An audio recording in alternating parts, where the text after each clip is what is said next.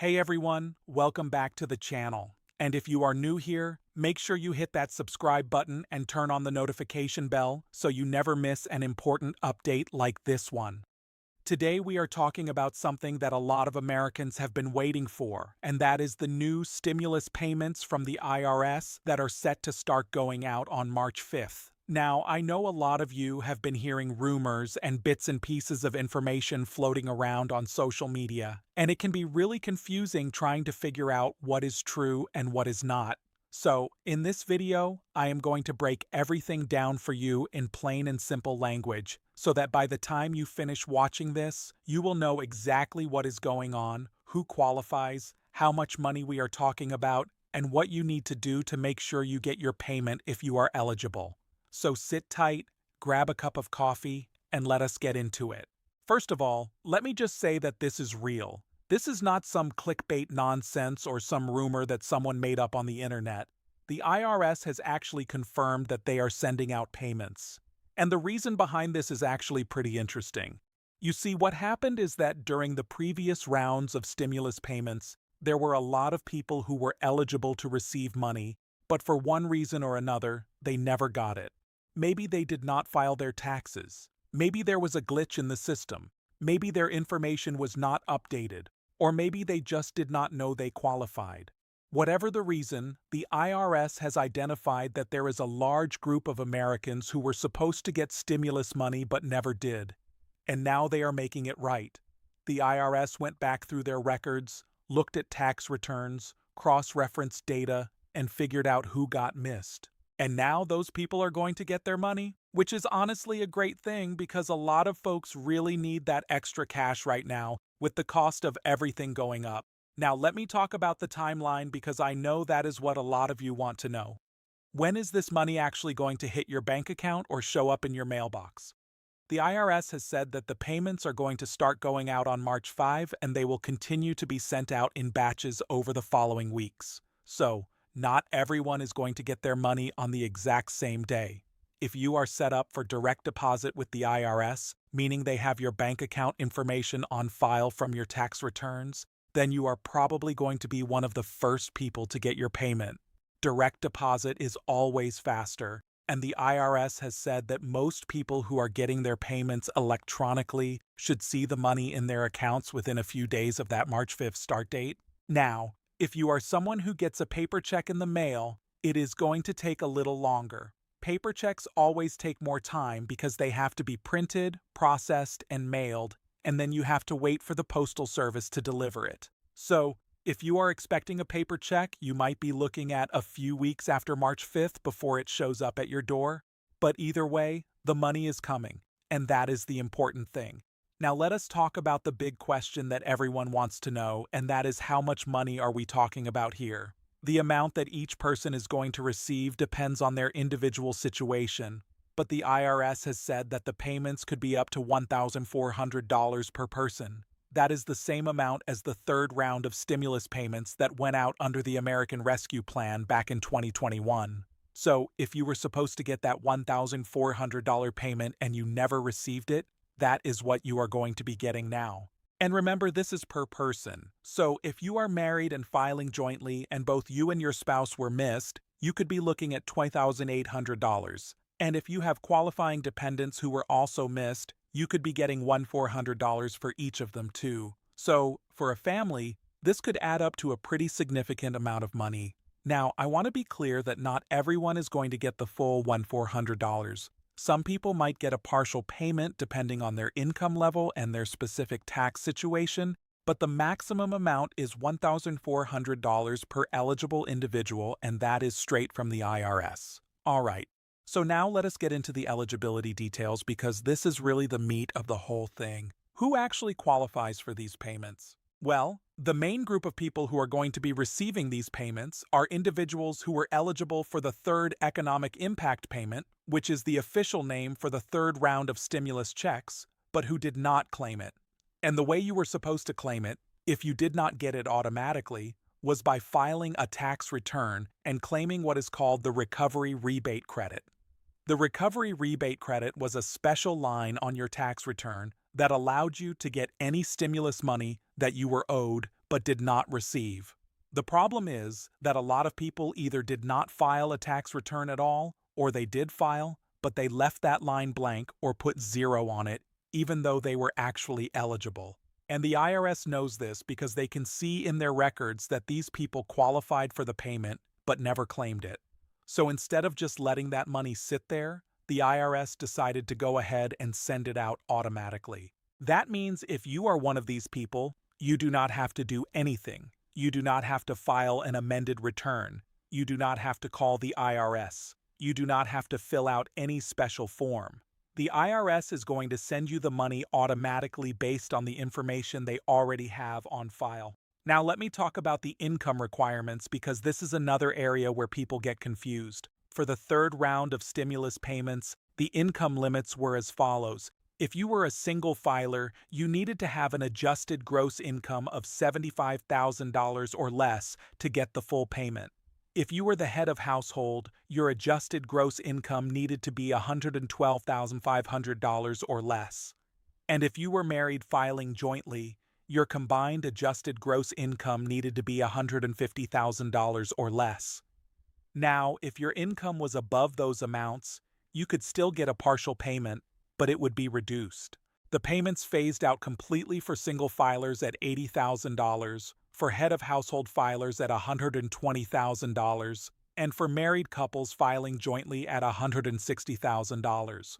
So, if your income was above those upper limits, you would not be eligible for any payment at all. And the income that the IRS is looking at is based on your most recent tax return that they have on file, which for most people would be either your 2020 or 2021 tax return. Now, here is something really important that I want to make sure everyone understands. There are some people out there who did not file a tax return for 2020 or 2021 because they thought they did not need to. Maybe they did not earn enough money to be required to file. Or maybe they were on Social Security or disability and thought they were exempt from filing. Well, here's the thing. Even if you were not required to file a tax return, you still might be eligible for this payment. The IRS has been using other data sources besides just tax returns to identify eligible individuals. For example, if you receive Social Security retirement benefits, Social Security disability benefits, supplemental security income, or railroad retirement benefits, the IRS may already have enough information to send you a payment even without a tax return. However, and this is a big however, if you are someone who has not filed a tax return and you are not receiving any of those government benefits, then the IRS might not know about you. In that case, you would need to file a tax return, even a late one, to claim the recovery rebate credit and get your payment. And I would strongly encourage anyone in that situation to go ahead and file as soon as possible because there is a deadline coming up and you do not want to miss out on money that you are owed. Speaking of deadlines, let me talk about that for a second. The IRS has said that if you have not yet filed a tax return to claim the recovery rebate credit, you generally have until April 15, 2025 to file your 2021 tax return and claim the credit. After that date, you may lose your chance to get this money. So, if you are watching this video and you think you might be eligible, but you have not filed, please do not wait. Go to the IRS website, use one of the free filing tools, or go see a tax professional and get your return filed. This is free money that you are entitled to, and it would be a shame to miss out on it just because you did not file in time. Now, I want to address some common questions and concerns that I know a lot of you have. One question I see all the time is whether these payments are taxable, and the answer is no, they are not. Stimulus payments are not considered taxable income. You do not have to pay federal income tax on them, and you do not have to report them as income on your tax return. So, if you get a $1,400 payment, that is $1,400 that is yours to keep, free, and clear. You do not have to worry about the IRS coming back later and asking you to pay taxes on it. That is one of the nice things about stimulus payments. They are essentially a tax credit that is paid to you in advance, so there is no tax liability associated with them. Another question I get a lot is whether these payments will affect other government benefits that people receive. For example, if you are on food stamps, which is now called SNAP, or if you are receiving Medicaid or housing assistance, will getting a stimulus payment mess that up? And the good news is that generally no, it will not. Stimulus payments are not counted as income for the purposes of determining eligibility for federal benefit programs. They are also not counted as a resource for at least 12 months after you receive them. So, if you get a stimulus payment and you put it in your bank account, it will not count against you for things like SNAP or SSI for at least a year. After 12 months, if you still have the money sitting in your account, it could potentially be counted as a resource depending on the specific program and its rules. But for that first year, you are protected. That said, every state and every program has its own rules. So if you are concerned about this, I would recommend reaching out to your local benefits office or a social worker to get specific guidance for your situation.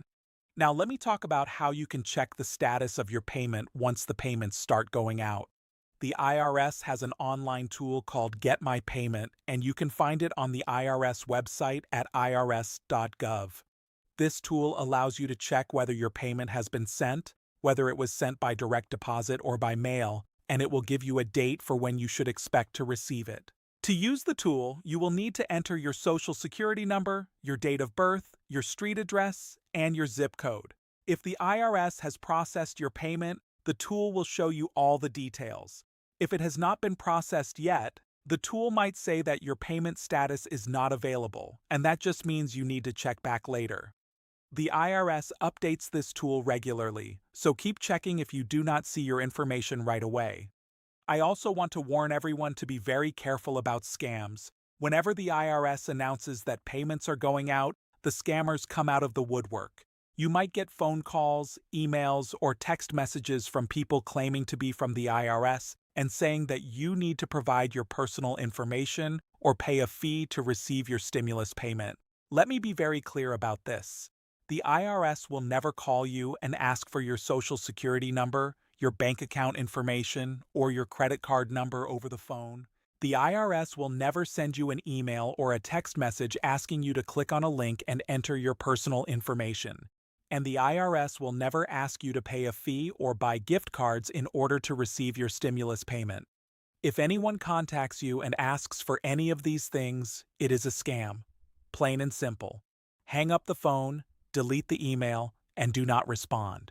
If you think you have been targeted by a scam, you can report it to the IRS at their website or by calling the Treasury Inspector General for Tax Administration.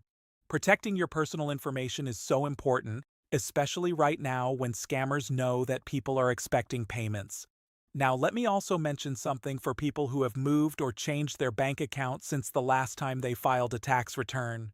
If you have a new address or a new bank account, the IRS might not have your current information, and that could delay your payment or cause it to be sent to the wrong place. If you have moved, you should file a change of address form with the IRS. The form is called Form 8822, and you can download it from the IRS website and mail it in. You can also update your address by filing your most recent tax return with your new address on it. As for your bank account, unfortunately, there is no easy way to update your direct deposit information with the IRS outside of filing a new tax return. So, if your bank account has changed, your payment might be sent to your old account. If that happens, the bank will usually reject the payment and send it back to the IRS, and then the IRS will mail you a paper check to the address they have on file. It is not ideal, but eventually you should still get your money. The best thing you can do is make sure your most recent tax return has your current address and bank information on it. Let me also talk about some special situations that might apply to some of you. If you are a veteran, you are eligible for stimulus payments just like anyone else, as long as you meet the income requirements. Your VA benefits do not count as income for the purposes of determining eligibility.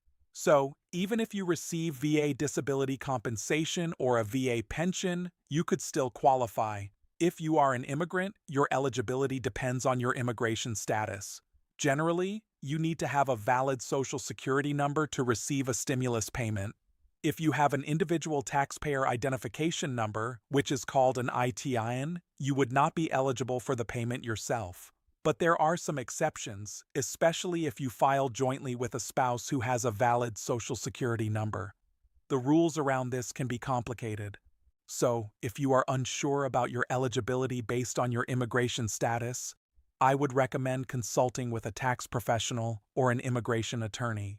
If you are a college student or a young adult, your eligibility depends on whether you were claimed as a dependent on someone else's tax return. If you were claimed as a dependent, you would not receive your own stimulus payment, but the person who claimed you might receive an additional $1,400 for you as their dependent. However, if you were not claimed as a dependent and you filed your own tax return, then you could be eligible for your own payment of up to $1,400. This is especially important for college students who may have been dependent in previous years but are now filing on their own. If someone in your family passed away, I am sorry for your loss, and I want to let you know that the rules around stimulus payments for deceased individuals can be tricky. Generally, if a person was alive at any point during the tax year for which the payment is being issued, they may be eligible for the payment. However, the IRS has said that payments should not be made to individuals who were deceased at the time the payment is issued. If you receive a payment for someone who has passed away, you may need to return it.